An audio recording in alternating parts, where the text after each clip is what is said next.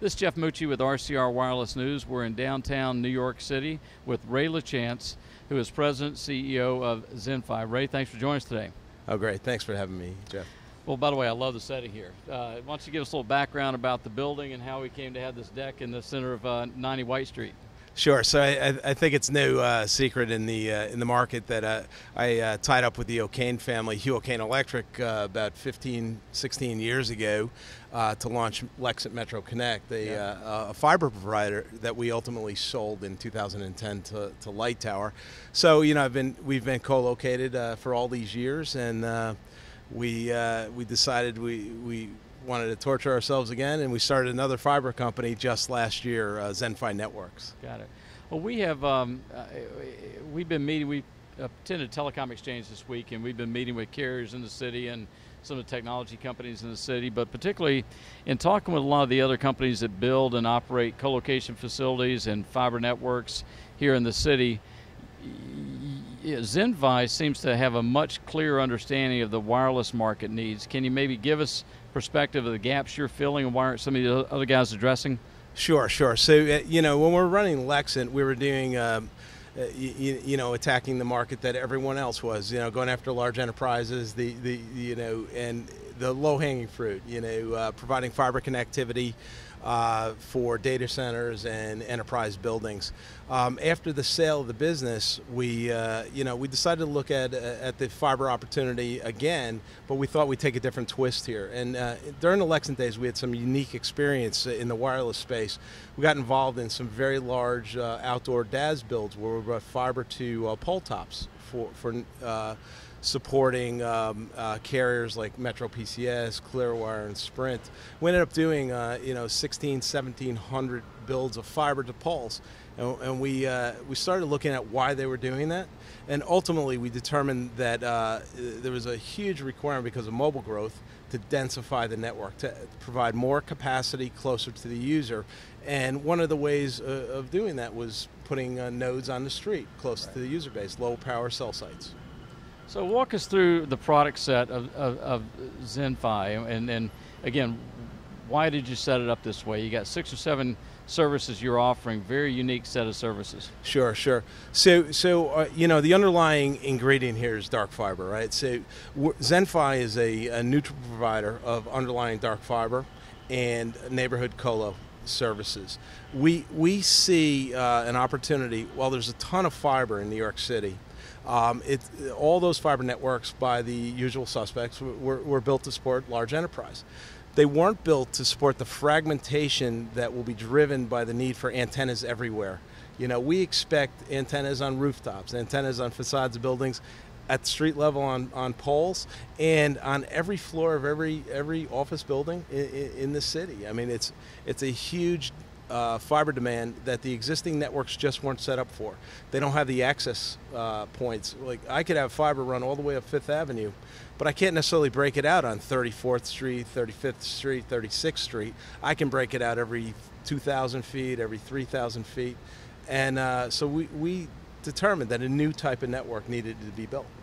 So how do you architect a dark fiber network to accommodate splices for 2 strands going here, 2 strands going there, and the need for these neighborhood mini colo facilities? Yeah, so when you look at the architecture of the mobile wireless networks and the evolution towards this cloud RAN model, where literally antennas everywhere, we've as I've described, we have this catchphrase, any pair anywhere.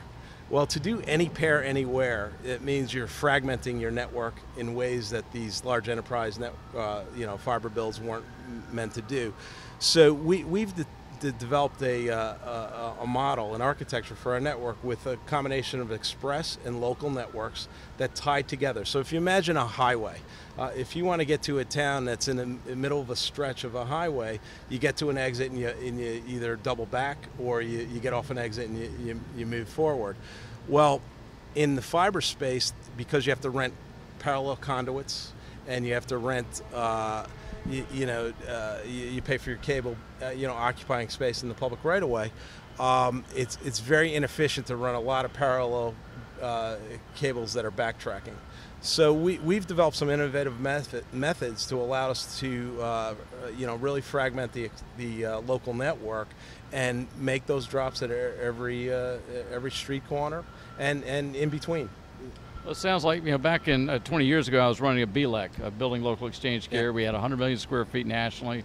We had 100 Class A office buildings. In many of the major markets, we had to actually manage the structured cable system where we had Bixby folks on our staff. And what you've described horizontally is almost what we used to have vertically, where you'd have junction boxes or punch down panels every couple floors for the fiber. Sure. Is that sure. similar in terms of just laying down a vertical structure to a horizontal structure? You're getting into our secret sauce, but that's exactly it, right? We had to solve this problem using innovative techniques. So without getting into the details, that's exactly what we could do, and it's a great analogy. The horizontal approach to a building is the vertical approach to the building is laid horizontally. Okay, and then on your website you talk about dark fiber, and that's the basis. Did you build your own dark fiber network here? Absolutely. So we became a New York City info services and telecommunications services franchisee last July, and we started building our network in August. So we've rolled out a couple 100,000 feet of network thus far, and we have plans to build a couple million feet of network here throughout the city. The way we're doing it, though, to enable this cloud RAN model where there's a front haul piece of a network, there's a base station hoteling, our colo, distributed colocation piece, and a backhaul piece, we've decided to create very dense neighborhood networks to reach out and touch antennas, and our catchphrase, again, is any pair, anywhere. To accommodate that, you really need to reach out in a tree structure, and then it's a mesh of trees, effectively, that we envision to support this the cloud RAN evolution. And your website talks about dim fiber versus dark fiber. What's dim fiber? Yeah, so we made a decision as a neutral provider of underlying assets not to compete with our retail customers, right? So our clients, which are providing mobile wireless, are clearly selling retail. But we also have the traditional carrier wholesalers that want to use it.